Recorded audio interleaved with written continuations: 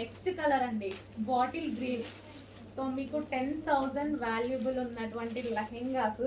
So షాప్లో కానీ అందరం చూడగానే చాలా బాగా అనిపించింది, అందరం పట్టుకుని కూడా బాగుంది బాగుంది అనుకున్నాం అనమాట. సో అంత మంచి లెహెంగాస్ అండి. సో చాలా డేస్ నుంచి ట్రై చేస్తున్నా ఈ స్టాక్ కోసం నేను. ఈరోజు వచ్చింది.